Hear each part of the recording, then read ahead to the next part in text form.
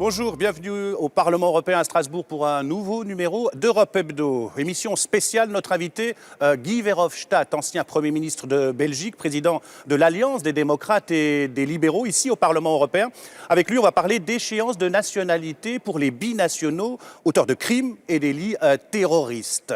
Vous le savez, en France, l'Assemblée nationale discute le texte cette semaine. Qu'en est-il en Europe et notamment en Belgique? La loi belge permet déjà la déchéance, mais uniquement pour ceux qui ne sont pas nés belges ou qui ont acquis la nationalité par naturalisation. On va le voir, l'efficacité de la mesure est contestée en 10 ans. Une dizaine de binationaux ont ainsi été déchus de la nationalité belge. Puis on s'intéressera à la crise des réfugiés. Depuis un an, 1 million de migrants ont traversé la Méditerranée. Comment faire face à l'afflux? Guy Verhofstadt et sa proposition radicale, créer une force d'urgence européenne rapide, placée sous la responsabilité de la Commission et composée de 2000 fonctionnaires ou agents nationaux. On reviendra aussi sur ce mini-sommet franco-belge consacré à la lutte contre le terrorisme. Manuel Valls et son homologue belge Charles Michel, côte à côte, lundi à Bruxelles. Le Premier ministre français qui plaide pour un pacte européen de sécurité. On écoute tout de suite les deux Premiers ministres. Des décisions ont été prises sur le plan européen les dernières semaines et les derniers mois, mais à nos yeux, ça ne va pas assez vite et ces décisions ne sont pas suffisamment opérationnelles rapidement sur le terrain. L'espace Schengen doit être un espace de sécurité. Pour garantir cela, il faut mobiliser des moyens, par exemple, aux frontières extérieures de l'Union européenne. Des orientations ont été prises pour, par exemple, mettre en place des gardes-frontières européens pour renforcer les capacités d'action, les capacités d'intervention. L'Europe, dans ce moment-là, doit montrer qu'elle est à la hauteur, capable de prendre pleinement sa part dans la lutte contre le terrorisme, de protéger ses citoyens. Elle doit donc s'organiser pour relever ce défi. Car oui, la réponse aux menaces actuelles, ce n'est pas moins d'Europe, c'est plus d'Europe. Alors, nous a rejoint sur ce plateau Guy Verhofstadt, ancien Premier ministre de Belgique et président de l'Alliance des démocrates et des libéraux pour l'Europe au Parlement européen. C'est toujours un plaisir de vous recevoir. Merci d'avoir accepté notre invitation. Je dis à nos téléspectateurs que vous sortez un livre bientôt aux éditions Plomb, Le mal européen. Donc, on vient d'écouter les deux Premiers ministres. Ils ont énuméré aussi les mesures qu'ils entendent défendre ensemble au niveau européen pour lutter contre le terrorisme. Il y a d'abord le PNR qui recense au niveau européen les données concernant les passagers aériens. Vous êtes pour?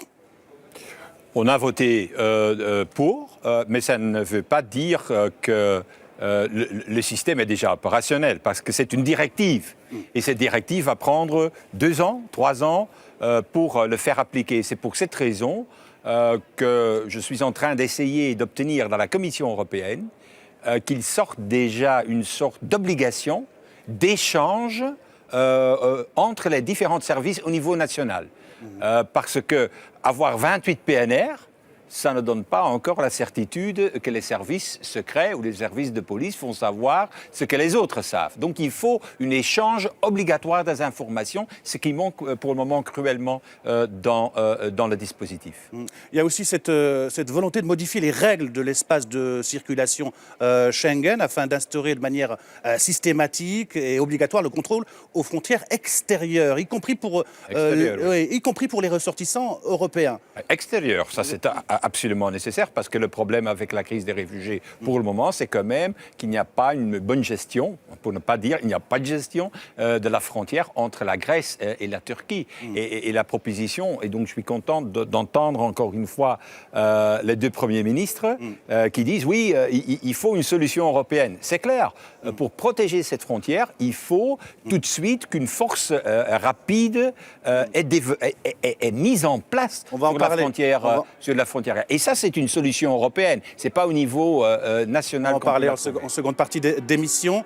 Dans ce mini-sommet, Manuel Valls a assuré aussi n'avoir jamais douté, dans la lutte contre le terrorisme, de la volonté du gouvernement belge dans la lutte antiterroriste, alors que l'image du pays est endommagée à l'étranger par les connexions belges des attentats de Paris. Ça vous a agacé, cette image qu'on a donnée à la Belgique? Je sais que vous ne voulez pas trop parler des affaires belges, mais cette image qu'on a donnée à la Belgique, au Molenbeek, plaque tournante du terrorisme. Oui, c'est pas sérieux parce que, par exemple, l'attentat de Nemouche, cet attentat contre le musée juif de Bruxelles, oui, c'était planifié à Paris.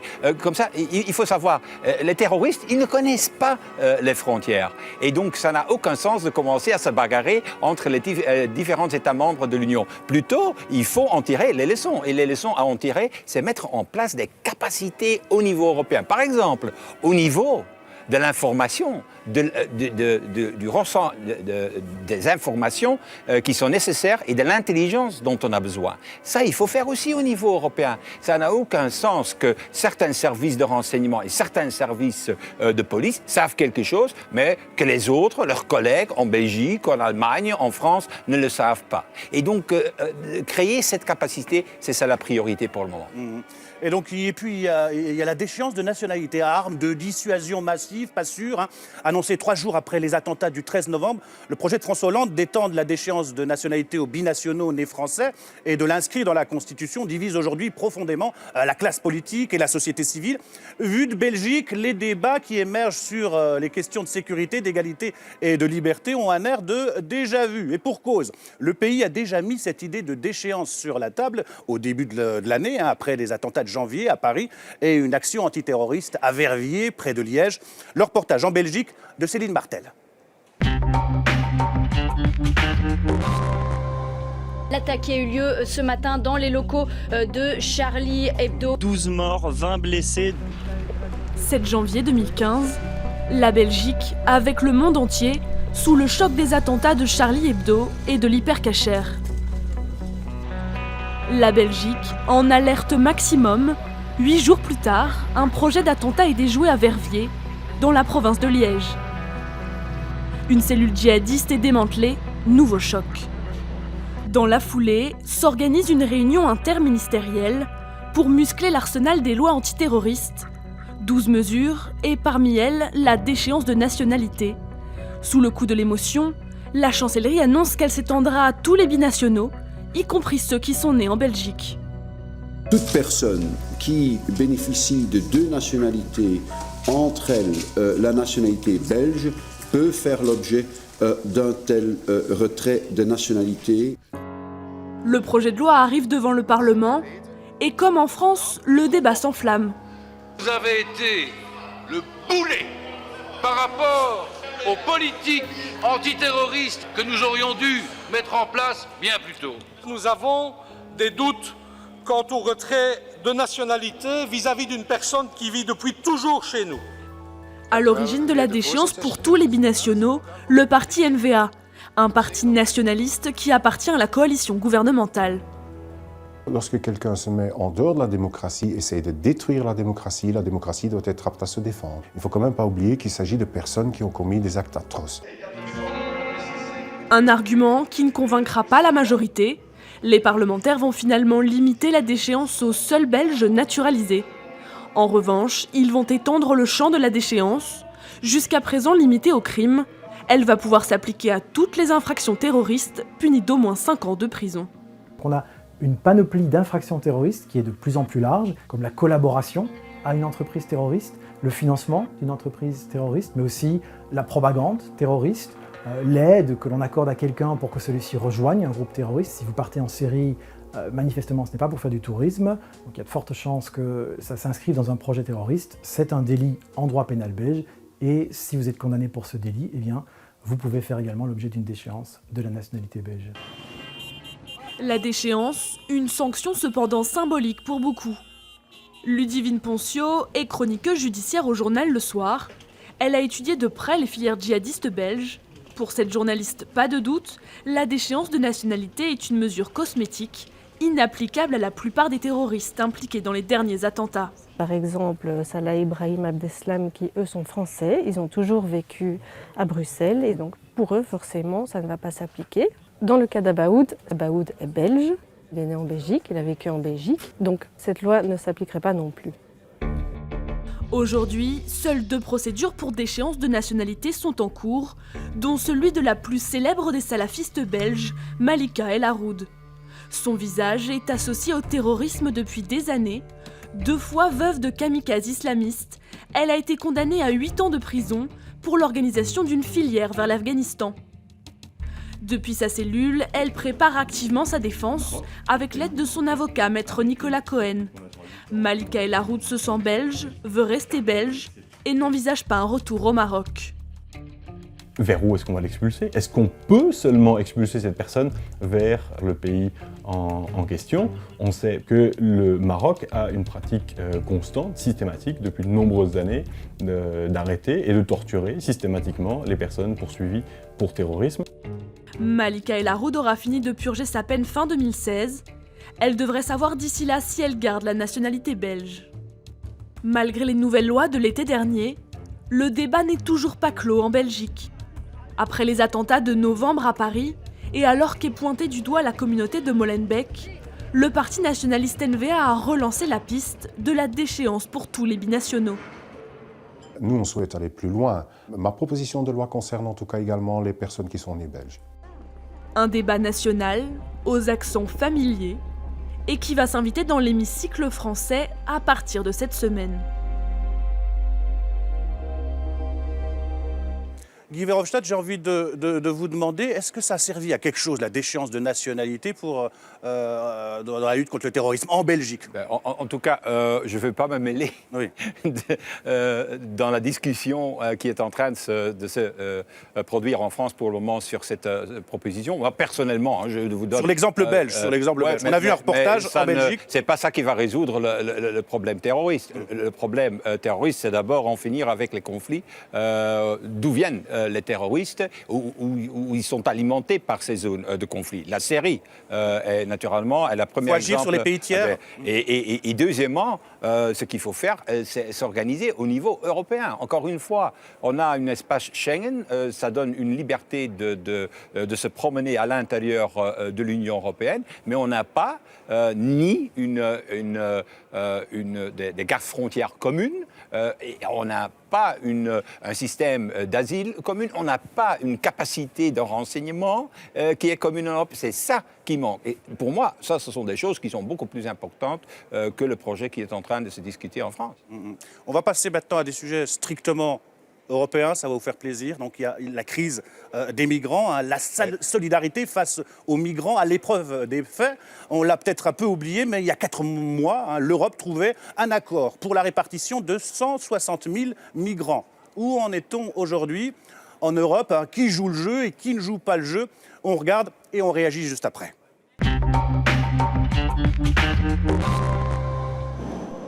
Depuis un an, 1 million de migrants ont traversé la Méditerranée. Il y a 4 mois, un plan d'urgence est lancé par la Commission européenne. Le plan européen ne concerne qu'une petite partie de ces réfugiés. Les 28 pays membres ont 2 ans pour se répartir 160 000 migrants, originaires de 3 pays, la Syrie, l'Irak et l'Érythrée. Bilan, au bout de 4 mois, un peu plus de 400 migrants ont été accueillis dans le cadre de ce programme. C'est très peu.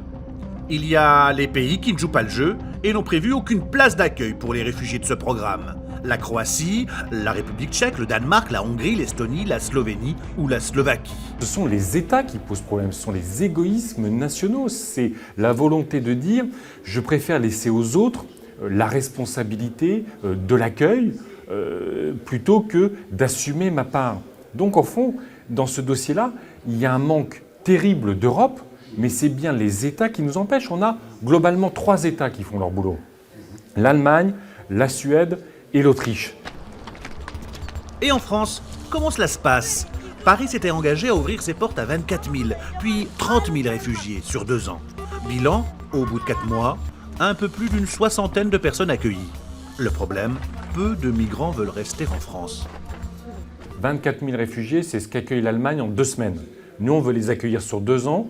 On est 65 millions. L'Allemagne, c'est ce qu'ils accueillent sur 2 semaines. Ils sont 80 millions. Donc, on ne prend pas notre juste part. Mais à force d'avoir un discours, au fond, très ambigu, voire de défiance, de rejet des réfugiés, évidemment, ils n'ont plus envie de venir dans notre pays. Le problème se situerait aussi en amont, dans ce que l'Europe appelle les hotspots, ces centres de répartition où sont enregistrés et orientés les migrants. des hotspots qui n'envoient pas les migrants là où il le faut, faute de moyens. Le plan européen prévoit 11 hotspots dans les 2 pays qui se trouvent en première ligne, l'Italie et la Grèce. Or, seuls 4 fonctionnent, 3 en Italie et seulement 1 en Grèce. Cette semaine au Parlement européen, Guy Verhofstadt tape du poing sur la table. Devant les députés européens et les membres de la Commission, le président du groupe des démocrates et libéraux fait une proposition radicale pour résoudre la crise des migrants. I think we are on a wrong track.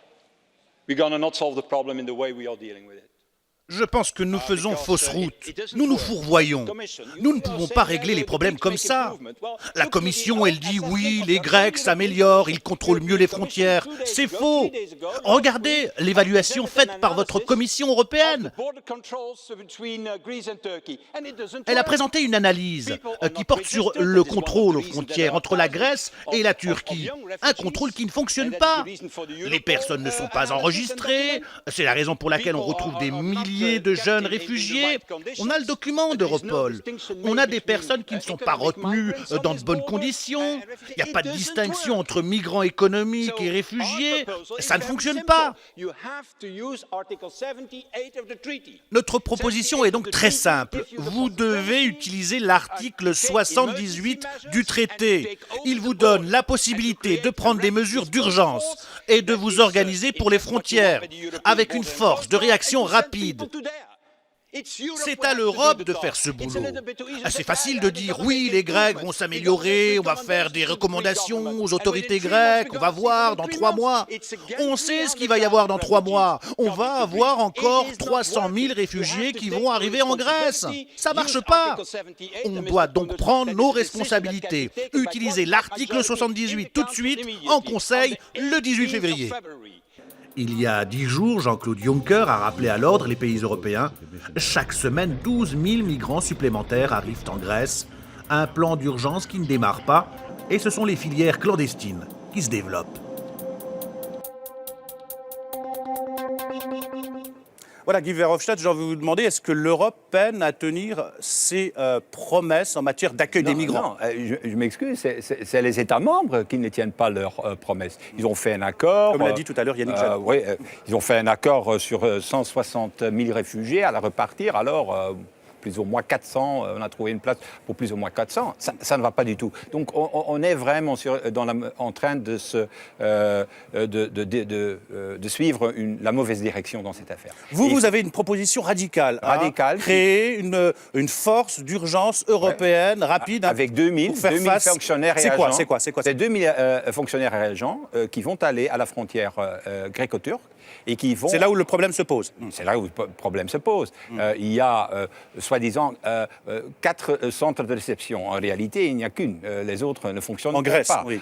En ce qui concerne la résistation des réfugiés, ça ne se fait pas. Il n'y a pas de contrôle aussi au niveau de la sécurité quand on passe la frontière. Donc ma proposition est très simple. Plutôt que de continuer à parler de cette garde-frontière européenne, créons-la tout de suite. On a un article dans le traité, c'est l'article 78. Mais c'est quoi? C'est des fonctionnaires européens ou c'est des fonctionnaires des États envoyés? Des États, c'est 2000... Mutualisation des moyens en effet, des États.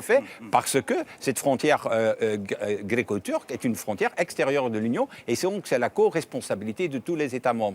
Et donc l'idée, c'est d'envoyer 2000 agents, 2000 fonctionnaires. C'est eux qui vont alors gérer la frontière. C'est eux qui vont faire les contrôles. C'est eux qui vont faire aussi la différence, la distinction entre ceux qui sont des vrais réfugiés et qui peuvent plus tard être reloqués en Europe, et par exemple des migrants économiques qui n'ont pas droit à entrer dans l'Union européenne selon les règles actuelles. Parce que pour le moment, ça se mélange tout, on ne sait pas. On ne sait même pas, il y a quelques milliers de jeunes réfugiés, d'enfants qui sont entrés probablement, et qui peut-être sont dans les mêmes d'organisations criminelles aujourd'hui. Donc c'est une catastrophe, et pour en finir, c'est très simple, le 18 février, les chefs d'État et de gouvernement vont prendre la décision de créer cette force rapide d'intervention sur la frontière. Cette force, il faut l'accord quand même de la Grèce, si la Grèce ne veut pas.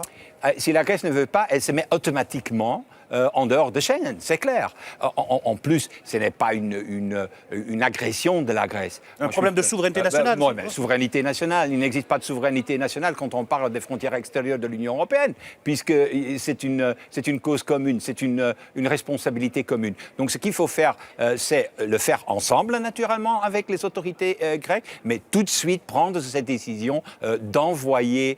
Et alors, il y a un deuxième grand volet dans notre plan, une autre décision qui doit être prise, c'est plutôt que donner ces 3 milliards d'euros au gouvernement d'Erdogan, qui va en faire quoi, je ne sais pas quoi. Il faut le donner directement dans les camps de réfugiés en Turquie. Vous pensez que c'est mal utilisé, les 3 milliards ils sont mal utilisés. D'abord, ils ne sont pas encore envoyés. Deuxièmement, on va les donner au gouvernement d'Erdogan. Moi, je n'ai pas beaucoup de confiance là-dedans. Plutôt les utiliser pour donner comme on dit, une assistance financière directe aux réfugiés dans les camps. Parce que la réalité, pour le moment, est la suivante. C'est qu'ils doivent survivre avec $7 par mois. Comment vous pouvez survivre avec $7 par mois dans ce camp? C'est impossible. Et donc, l'utilisation de 2 milliards de ces 3 milliards d'euros pour donner une assistance directe aux réfugiés donne la possibilité d'augmenter ce montant d'une manière dramatique, de 10 fois de plus. Ça va devenir 100 € environ à chaque réfugié, et ça va diminuer la pression envers ces réfugiés de sortir de ces camps et de venir en Europe. C'est la meilleure solution pour résoudre cette crise. Il y a un autre problème, Guy Verhofstadt, avec les hotspots. Vous savez, ces centres de répartition sont enregistrés et orientés les migrants. Le plan européen en prévoit 11 dans les 2 pays qui se trouvent en première ligne, l'Italie et la Grèce. En fait, seuls 4 fonctionnent, 3 en Italie et seulement 1 en Grèce. La Grèce qui voit pourtant arriver 90% des réfugiés. Les Grèces disent « Nous avons besoin de plus de garde-côtes, l'aide des pays européens est trop longue à venir ». On a des chiffres, Guy Verhofstadt, 7 pays n'ont dépêché aucun agent pour faire fonctionner les hotspots. D'autres États se sont contentés d'envoyer des renforts qui se comptent sur les doigts d'une main. 4 agents pour la Belgique, 2 pour la Finlande. Avec 59 agents, je crois que c'est la France qui en envoie le plus. C'est normal? Non, c'est pas normal. Mais la seule solution pour en finir avec ce petit jeu, c'est de créer une instance, une agence au niveau européen. Parce que si une agence au niveau européen existe, eux, ils vont avoir le budget pour engager ces gens et obliger les États à envoyer les agents et les fonctionnaires, ce qui n'est pas le cas aujourd'hui. Mais si on le laisse dépendre chaque fois de la volonté des États membres, d'une prise de position à l'unanimité des 28, ça ne peut pas fonctionner. On a quand même la preuve maintenant qu'il ne faut pas moins d'intégration européenne, mais plus d'intégration européenne. Et que cette intégration européenne ne doit pas dépendre d'une décision à 28, à l'unanimité, mais que ça doit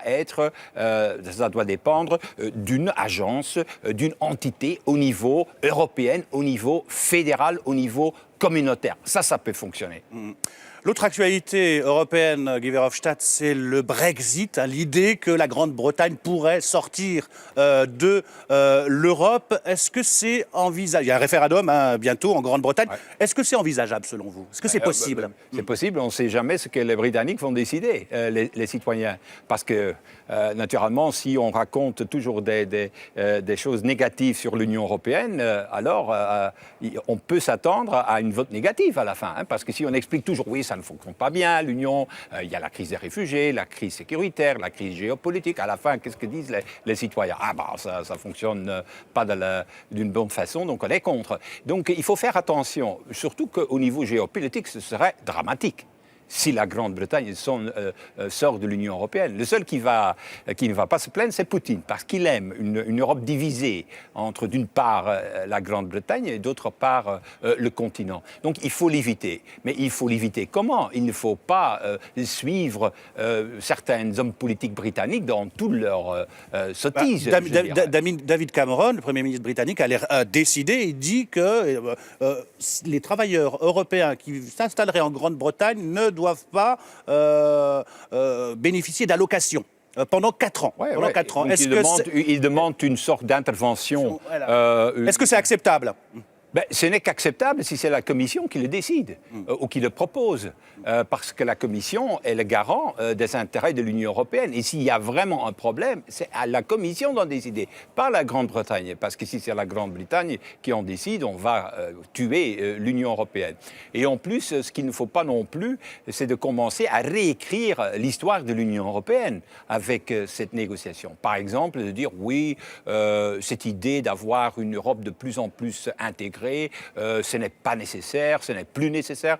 Au moment où on a la crise des réfugiés, la crise sécuritaire, la crise géopolitique, il nous faut justement plus d'Europe, plus d'intégration européenne et pas moins. Guy Verhofstadt, vous êtes un personnage important ici au Parlement européen, un poids lourd.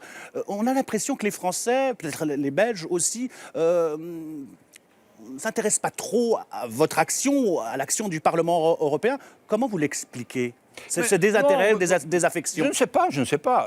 Je pense qu'il y a de plus en plus de citoyens... Est-ce que ce n'est pas ça aussi le mal européen ? Oui, qu'il n'y a pas assez de citoyens qui le suivent, qui savent ce qui se passe, mais il y a quand même de plus en plus de citoyens, que moi j'en rencontre, qui suivent ce qui se passe au niveau européen, parce qu'ils savent très bien que les problèmes de changement climatique, le problème sécuritaire, le problème des réfugiés, le problème des conflits dans notre voisinage ne peuvent pas être résolus par des États membres tout seuls, même pas par la Grande-Bretagne ou par la France, qu'il faut une coopération, qu'il faut une Union européenne qui est forte.